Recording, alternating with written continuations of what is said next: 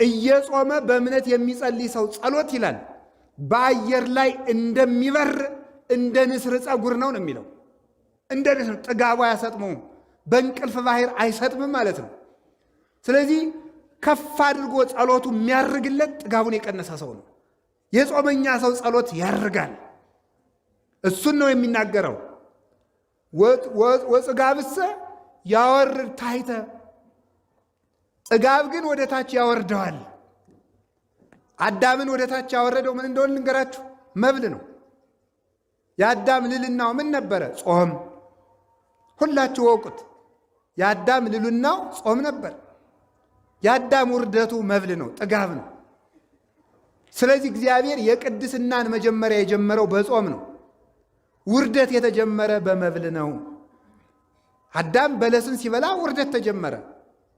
ይኸውላችሁ የሉቃስ ወንጌል ምዕራፍ 10 ላይ ስታነቡ አሃዱ ብእሲ እንዘ ይወርድ እምኢየሩሳሌም ውስተ ኢያሪሆ ረከብዎ ፈያት ወፈቅዕዎ ወሰለብዎ። አንድ ሰው ከኢየሩሳሌም ወደ ኢያሪኮ ሲሄድ ወንበዴዎች አግኝተው ደበደቡት ብሎ ጌታ ምሳሌ መስሎ ተናገረ። አንድ ካህን መጣ፣ አልፎት ሄደ። አንድ ሌዋዊ መጣ፣ አልፎት ሄደ። አንድ ሳምራዊ መጣ፣ አገኘውና አዘነለት። በቁስሉ ላይ ወይንና ዘይት አፈሰሰለት። በአህያውም ጭኖ ወሰደው። ለሳምራዊ ወሰደው፣ ሰጠና 2 ሳንቲም ሰጥቶ በእነዚህ ፈውስልኝ አለው አለ። አንድ ሰው ከኢየሩሳሌም ወደ ኢያሪኮ ሲወርድ የተባለው ምን መሰላችሁ? አዳም ከልልና ነፍስ ሲዋረድ ማለት ነው። ሲዋረድ ወንበዴዎች አገኙት። ወንበዴዎች የተባሉት አጋንንት ናቸው። አዳም ከኢየሩሳሌም ወደ ኢያሪኮ ሲወርድ ማለት ከቅድስና ወደ ኃጢአት ወደ ውርደት ሲወርድ አግኝተውት ወንበዴዎች ደበደቡት ማለት። አዳም ሲወርድ አጋንንት ደበደቡት። አዳም መውረድ የጀመረ በምንድን ነው? በመብል ነው። አጋንንትን የሚሰበስባቸው ምንድን ነው? መብል። አጋንንት እኛን በዝሙት የሚደበድቡን፣ በቂም የሚደበድቡን በምን ይመስላችኋል? በነገር የሚደበድቡን በምን ይመስላችኋል? በጥጋብ ነው።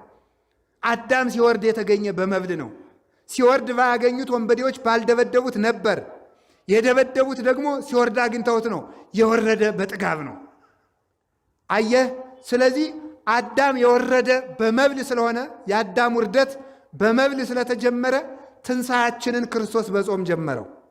ለዚህ ነው መጀመሪያ 40 ቀን ጾሞ ስብከትን የጀመረበት ምክንያት።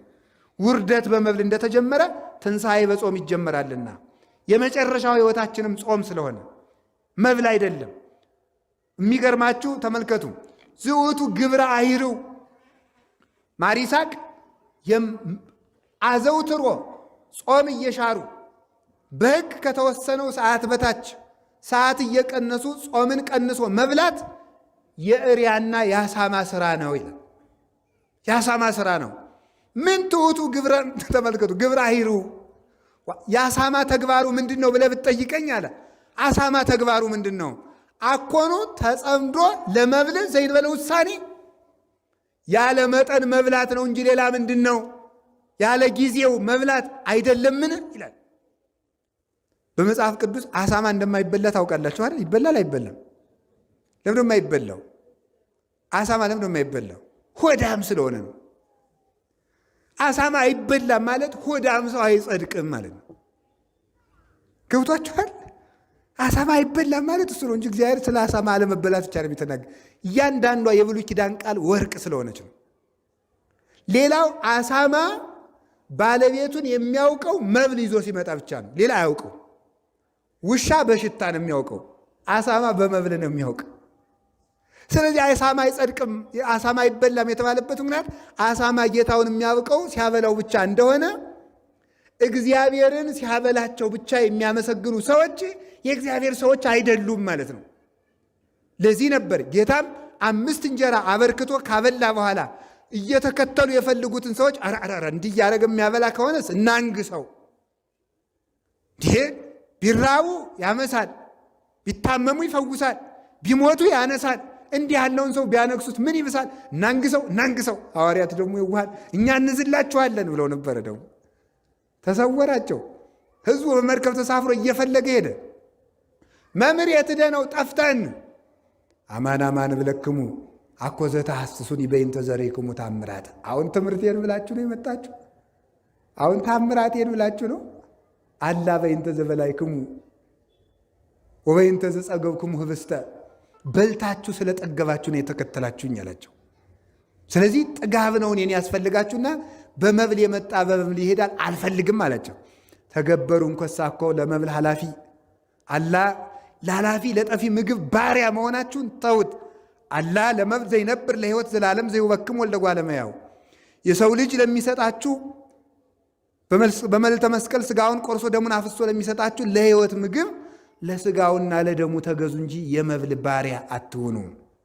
አሳማ አይበላምና ለመብል ልባችሁ ክርስቶስን አትፈልጉት ሲል ነው። ሌላው መጽሐፍ ምንድን ነው የሚለው? አዕዋፍ ይሰገሩ በእንተ መብልዖሙ። ወፎች የሚጠመዱት በመብል ነው፣ ነፍስ የምትጠመደውም በመብል ነው ይላል። ሰው ወጥመድ ውስጥ የሚገባው በመብል ምክንያት ነው። ሆዳም ሰዎች ናቸው ሀገርን የሚሸጡ። ሆዳም ሰዎች ናቸው ሕዝብ የሚሸጡ።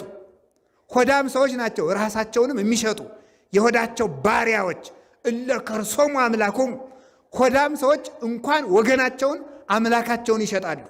እንደ ይሁዳ ያሉት እለ ከርሶሙ ያመልኩ፣ ሆዳቸውን የሚያመልኩ ብሎ ቅዱስ ጳውሎስ የተናገራቸው እንዲህ ያሉ ሰዎች እባብ ናቸው። የማያፍር ሰውና ሆዳም ሰው እባብ ነው።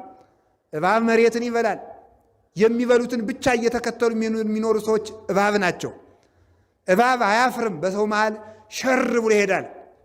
ብእሲ ዘያሐፍር ከይሲ ውእቱ ዘይሴሰይ መሬተ ይላል ማሪሳቅ። የማያፍር ሰው አፈር የሚበላ እባብ ነው ይላል። እባብ በሰው መሃል የማያፍር እንደማያፍር ሁሉ ነውሩን በአደባባይ ሲሰራ ሀፍረት የማይሰማው ሰው፣ ክፋት ሰርቶ የማይጸጸት ሰው እሱ እባብ ነው። ሆዳም ሰውም እንዲሁ አሳማ ነው። ስለዚህ ወፎች የሚጠመዱ በመብል ነው። ጌታችን ኢየሱስ ክርስቶስ ሐዋርያትን እንኳን እናንተን እንዴት ስለ ጥጋብ ተሰበክን እንዳትሉ አደራችሁ። እንኳን እኔንና እናንተን ክርስቶስ ሐዋርያትን እንኳን ያስጠነቀቀበት ርዕስ ጥጋብ ነው። የሉቃስ ወንጌል ምዕራፍ 31 ቁጥር 34 ላይ ምን ነበር? 21 34 ላይ ምንድን ነው ያላቸው መሰላችሁ? እቀቡ ርእሰክሙ ወይትአክብዱ ልበክሙ በመብል ወበመስቴ ወበፍስታይ ዘእንበለ ግዕዝ። ሥጋ በመብላት ወይን በመጠጣት ልቡናችሁን እንዳታከብዱ ተጠንቀቁ ብሏቸዋል። በመብላት በመጠጣት ልባችሁ እንዳይከብድ ተጠንቀቁ። ከዚህ የተነሳ ነው ብዙ አባቶቻችን ባይታውያን መነኮሳት አባቶቻችን ሥጋ አትብሉ ወይን አትጠጡ ብለው የሚያዙት ከዚህ የተነሳ ነው። ልብ ይከብዳል ብለው ነው። ስለዚህ የልቡና መጨለም ከዚህ ይወለዳል። ጥጋብ፣ ዱላ፣ ድብድብ ሁሉ የአእምሮ መጨለም ሁሉ የሚወለደው ከጥጋብ ነው። ነጽሮት የማይወለደው ከጥጋብ ነው። ተመስጦ የሚጠፋው በጥጋብ ምክንያት ነው። ተመስጦ መብል የመሰጠው ሰው እንዴት ሥላሴ ይመስጡታል? እንዴት ማርያም ትመስጠዋለች? የመብል ነገር የጠፈጠው ሰው መብል መስጧቸው እኮ ነው የድንግል ማርያም ውበት አልደንቃቸው ብለው ሰዎች የጠፉት።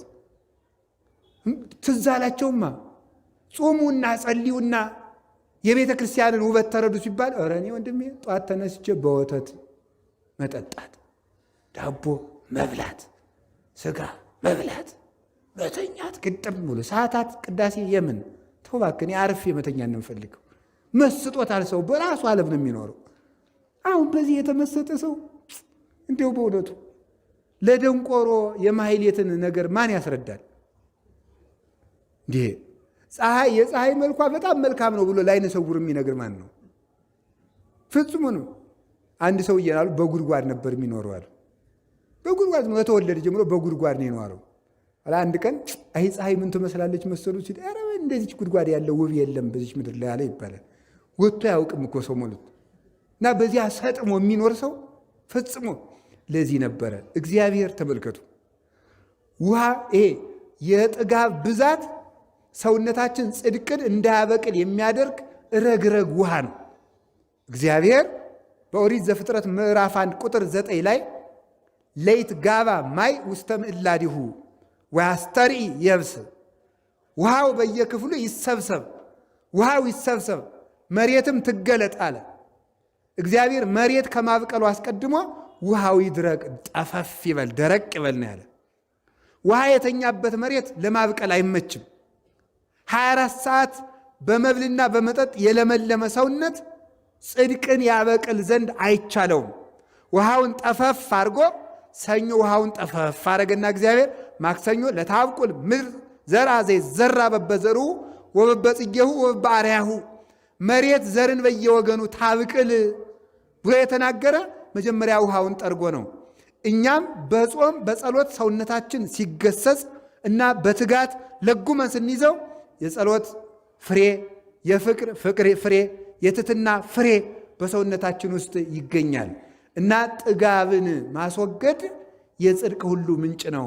ጥጋብ የክፋት፣ የመገዳደል፣ የዝሙት፣ ትዳርን የመፍታት፣ ፍትህን የማጉደል፣ ለባልንጀራ አለማዘን፣ የዝርፊያ፣ የቅሚያ፣ የዘፈን፣ የጭፈራ፣ የዋይታ፣ የግርግርታ፣ የዚህ ሁሉ ምንጩ ምንድን ነው ስትሉ ጥጋብ ነው እና እግዚአብሔር ልክ የሆነ መስመር የገባ ሰውነት ያድለን።